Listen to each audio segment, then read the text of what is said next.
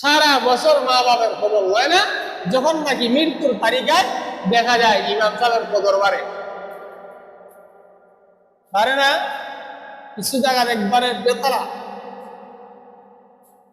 তোমার মার জন্য, তোমার মুর্দার জন্য, জিন্দার জন্য দোয়া করাই যায়, যে কোন সময় করো। মারা গেছে 3 দিনের দিন ইটে করবাই, 10 দিনের দিন রুটি করবাই, 40 বার করবাই, কোদাল বাঁধে লইয়ে ঘুরতেছে। ঠিক পরিমাণ কুসংস্কার ভিতরে, সব কুসংস্কার। মানুষ মারা গেলে এই জন্য আছে, মানুষ যখন মারা যায় বাবারির খানি যদি মুদ্রার ঘর থেকে খায়, তার কিন্তু অধীনে চিন্তা জিন্নি করে যায়। আর এই সিন্নি যদি কোনো মুসলমান খায়, তার অন্তর নষ্ট হয়ে যায়। এই জন্য আমি ফারুকে কোনোদিন বাবারির সিন্নি খাই না, আনা বুঝে খাই না, বুঝে খাই না। আবার একটা দলিল দেখো, অনেকখানে দূর দূরান্তের মেহমান এর আগে খাইতো না। আরে এদিন এরা জানাজা করা খাইছে, মুর্দা বাড়িতে আইছে, মুখেরা খাইবার লেগে আইছে। কি দাও খাইবার লেগে আইছে। এরা যদি উপাস থেকে থাকে বদনাম হইব। আমরা বেশি আবেগে, একবারে বেশি আবেগ দেখাইয়া গুণা করতেছি। হ্যাঁ, বেশি দূর থেকে যদি আয়, আমার বাড়ি মারা গেছে, আমার চাচার ঘরের বাইক দর করছে না, এ তো আর মুর্দা ঘর না।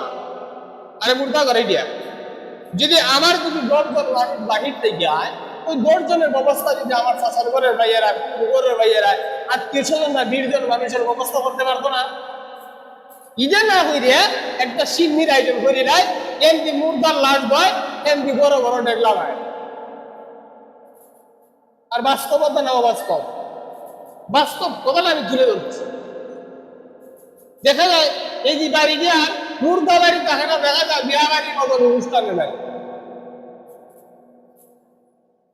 সমাজে চলে না এমন।